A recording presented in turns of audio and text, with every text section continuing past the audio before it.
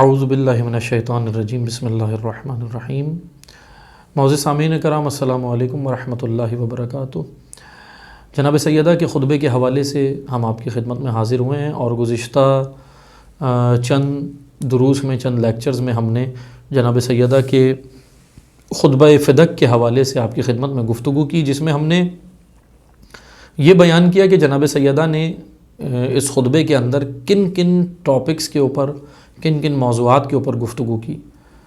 سب سے پہلے جناب سیدہ نے توحید کا موضوع بیان کیا، وحدانیت پروردگار عالم بیان کی، اس کے بعد تخلیق کائنات بیان کی، اس کے بعد پیغمبر اکرم کی رسالت و نبوت، اور یہ ہم ڈسکس کر چکے ہیں گزشتہ ویڈیوز میں۔ جن لوگوں نے نہیں دیکھی وہ وہاں پہ رجوع کر سکتے ہیں۔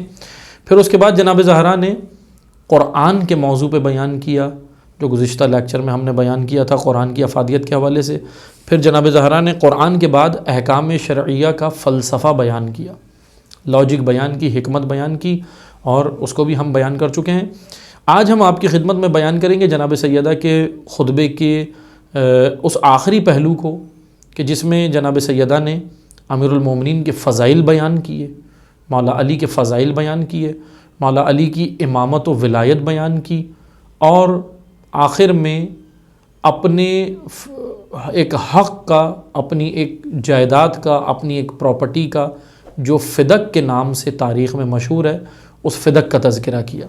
اور اس فدق کے اوپر جناب زہرا نے دلائل پیش کیے، دلیل دیے، قرآن سے دلائل دیے کہ نبیوں کا حق ہوتا ہے، نبیوں کی ذاتی پراپرٹیز بھی ہوتی ہیں، ذاتی جائیداد بھی ہوتی ہیں۔ حاکم وقت کو جناب زہرا نے آخر میں اس خطبے کے اندر فدق کے اوپر دلائل دیے۔ اب جب خطبہ دیتے ہوئے جناب زہرا امیر المومنین کے موضوع پہ پہنچی، تو جناب زہرا نے وہاں یہ بیان کیا کہ اے لوگوں سنو، میں اس کی زوجہ ہوں کہ جو اس وقت پرچم اسلام لے کر میدان میں آیا جب تمہارے آباء و اجداد پرچم کفر کے سائے میں تھے۔ امیر المومنین کی سب سے بڑی فضیلت وہ یہی ہے کہ اس وقت مولا علی پرچم اسلام لے کے میدان میں تھے۔ بات کر رہی ہیں جناب زہرا مکہ کی۔ مکہ میں جس وقت نیا نیا اسلام آیا ہے، پیغمبر اکرم تبلیغ کر رہے ہیں، حضور تبلیغ کر رہے ہیں، صعوبتیں جھیل رہے ہیں، مشکلات میں ہیں، پتھر کھا رہے ہیں، ان کے راستے میں کانٹوں کو بچھایا جا رہا ہے، تو اس وقت مولا علی کا، اگر پیغمبر اکرم کا، رسول اللہ کا اگر کوئی معاون، مددگار اور ناصر تھا، تو وہ ایک کم سن 11-12 سال کا بچہ نظر آتا تھا، کم سن، اور اس کا نام علی ابن ابی طالب ہے۔ جناب زہرا اس وقت کا یہ ذکر کر رہی ہیں کہ دیکھو کون، بتاؤ تم بھول گئے ہو میرا مقام۔ یہاں پہ جناب زہرا اب آ کے اپنا مقام بھی یاد دلا رہی ہیں کہ کیا تم بھول گئے ہو میں کس کی زوجہ ہوں۔ پھر جناب زہرا نے ایک اور جملہ استعمال کیا کہ سنو، میں اس کی بیٹی ہوں جو کائنات کا سب سے افضل نبی ہے، سید و سردار ہے، سید الانبیاء ہے۔ جناب زہرا نے کہا میں اس کی بیٹی ہوں، اور وہ نبی جس کے احترام میں کھڑے ہو جائیں اس کو فاطمہ کہتے ہیں۔ جناب زہرا اپنا یہاں تعارف کرا رہی ہیں جناب سیدہ۔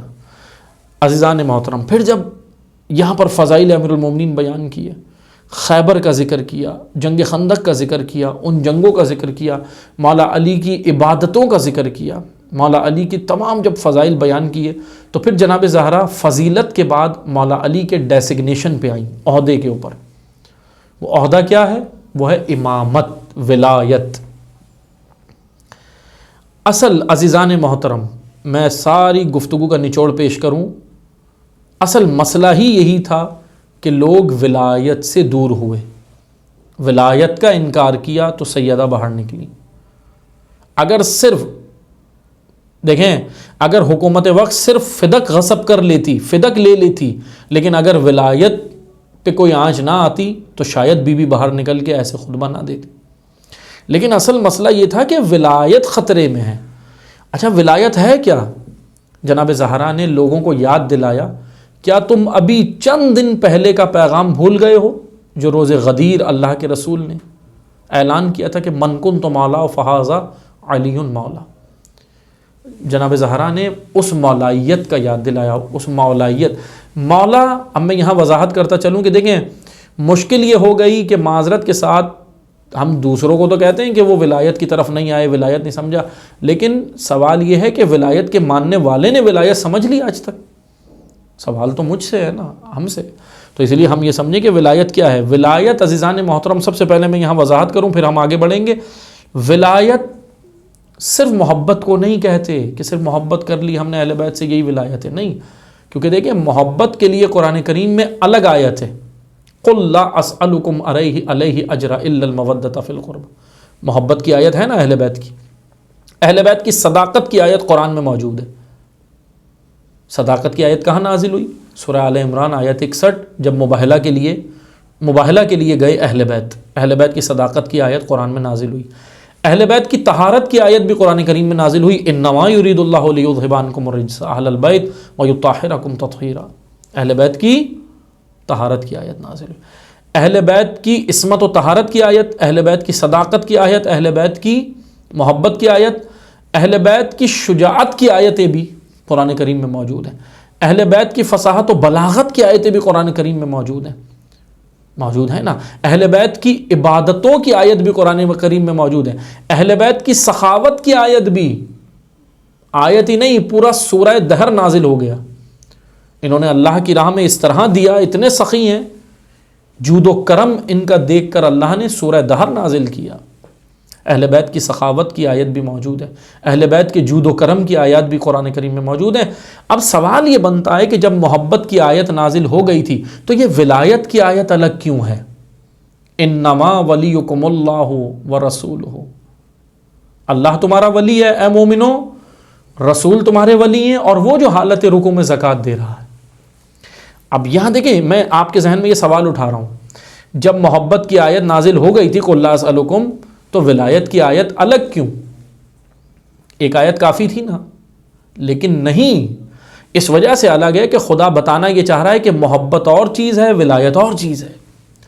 محبت فرسٹ اسٹیپ ہے اہل بیت تک آنے کا، ولایت ان کا قانون ہے، ولایت ان کی حاکمیت ہے، ولایت ان کی حکومت ہے، ولایت رولز ہیں، ولایت ریگولیشنز ہیں، ولایت قائد قانون، ولایت اللہ کا نظام ہے جو اللہ نے نازل کیا ہے، اور اس نظام کے حاکم کو علی کہتے ہیں. اس نظام کے اندر جو حاکم ہوگا وہ علی ہوگا.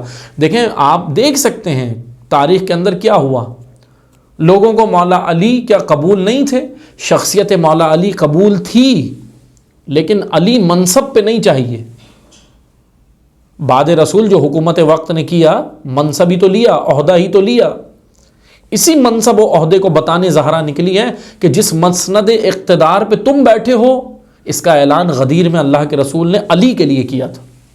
یہ تمہارا حق نہیں ہے. بی بی حکومت کو یہ بتانے گئی تھی. اصل مسئلہ یہ تھا، اصل ہدف یہ تھا کہ ولایت چھوڑ دی، ولایت سے روگردانی، ولایت سے منحرف ہو گئے، ولایت سے دور ہو گئے. اور جناب زہرا نے نکل کے ولایت بتائی. اور جانتے ہیں کیا امت اسلامیہ کو کیا سبق دیا؟ بی بی نے اس خطبے کے اندر ایک جملہ، بڑا خوبصورت جملہ ہے، بہت خوبصورت جملہ ہے، توجہ سنیے گا. بی بی نے کہا کہ اگر تم علی کی امامت میں آ جاتے، اب خطبے کا ذرا یہ سمجھ لے، پورے خطبے کا نچوڑ ہے یہ جملہ، خلاصہ ہے پورے خطبے کا، پورے خطبے کی جان ہے یہ خطبہ، یہ جملہ پورے خطبے کا پاسورڈ ہے یہ جملہ. کیا ہے؟ بی بی نے کہا کہ اگر تم علی کی امامت کے سائے میں آ جاتے تو علی وہ امام ہے جو تمہارے اونٹوں کو ناہموار راستوں پہ ہچکولے کھانے نہیں دیتا، گزار کے لے جا کے منزل مقصود پہ سرفراز کر دیتا. یعنی علی تمہیں وہاں تک پہنچا سکتا تھا. علی تمہارے لیے نجات دینے والا حاکم ہے، یہ نہیں ہے جن کے تحت تم بیٹھ گئے ہو. یہ بتانے گئی ہیں زہرا، یہ بتا رہی ہیں خطبے کے اندر. اور آپ دیکھ لیں واقعاً ایسا ہے یا نہیں ہے. ولایت چھوڑی مسلمانوں نے تو آپ مجھے بتائیں آج تک ذلیل و رسوا ہو رہے ہیں. آج تک ولایت چھوڑ کے کبھی خلافت قبول کی، کبھی ملوکیت قبول کی، کبھی آمریت قبول کی، کبھی ماموریت قبول کی، کبھی ڈکٹیٹرشپ قبول کی، کبھی ڈیموکریسی، کبھی کوئی اور نظام، کبھی امپیرلزم، کبھی کیپٹلزم، کبھی یہ سارے جو بلاکس ہیں یہ سارے ایک نظام ہے نا، سسٹم. یہ سب ولایت کے مقابلے میں نظام ہے. سارے نظام مسلمانوں نے قبول کیے، آج تک مسلمان کامیاب نہیں ہو سکے۔ اس کی وجہ کیا تھی؟ اس کی وجہ سیدہ کا یہ جملہ تھا کہ اگر تم علی کا دامن تھام لیتے تو علی تھا نجات دینے والا، تم نے علی کی ولایت میں نہیں آئے، دیگر لوگوں کے نظاموں میں چلے گئے۔ اور آپ دیکھ لیں آج تک، اسی لیے علامہ اقبال کا ایک جملہ مجھے یاد آیا۔ علامہ اقبال نے بڑا خوبصورت جملہ کہا تھا، وہ ایک سجدہ جسے تو گراں سمجھتا ہے، ہزار سجدوں سے دیتا ہے آدمی کو نجات۔ سجدہ یعنی ایکسیپٹ، سجدہ یعنی تسلیم، سجدہ یعنی جھک جانا، مان لینا۔ وہ ایک سجدہ کیا ہے جسے امت نے ماننا تھا؟ وہ ایک سجدہ اگر امت ادھر کر لیتی تو امت کبھی بھی ذلیل و رسوا نہ ہوتی، وہ تھا سجدہ ولایت علی، علی کی ولایت کو سجدہ۔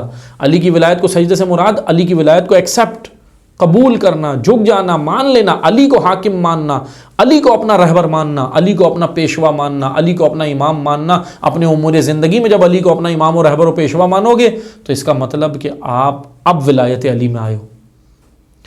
یہ کام اگر کر لیتے تو علامہ اقبال کہہ رہے ہیں کہ تم جگہ جگہ کی ٹھوکریں نہیں کھاتے، وہ ایک سجدہ آدمی کو نجات دے سکتا ہے، وہ سجدہ تھا علی کی ولایت کو۔ یہی تو زہرا کہہ رہی تھی کہ اگر تم علی کی امامت میں آ جاؤ تو علی تمہیں نجات دے گا۔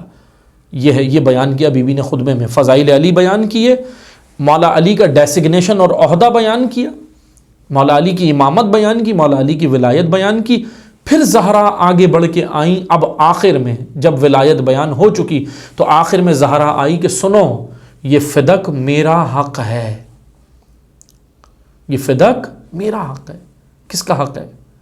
اس زبان سے یہ نکل رہا ہے میرا حق ہے جس نے کبھی جھوٹ نہیں بولا، صدیقہ کی زبان سے، جس نے کبھی جھوٹ نہیں بولا، صدیقہ کی زبان سے تھا۔ لیکن سامنے بیٹھے ہوئے لوگوں پہ کوئی اثر نہیں ہوا۔ بی بی نے کہا یہ میرا حق ہے، پھر بی بی نے دلائل دیے، قرآنی آیات پڑھی، براہین کی روشنی میں، دلائل کی روشنی میں کہا کہ یہ میرے بابا نے مجھے اللہ کے حکم سے دیا تھا۔ لیکن کیا کیا؟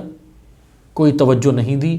زہرا نے جب آخر میں، بس یہ سنیے گا، جب سیدہ نے خطبہ دے لیا، فدق کا مطالبہ کر لیا، اور وہاں سے حاکم وقت نے جناب زہرا سے جب مباحثہ کیا، بحث کی اس موضوع پہ کہ انبیاء کا حق نہیں ہوتا، انبیاء کی ذاتی پراپرٹی نہیں ہوتی، انبیاء کے یہ معاملات نہیں ہوتے، تو جناب زہرا نے پھر قرآن سے جواب دیا، حدیثوں سے نہیں، قرآن سے دیا جواب سیدھا۔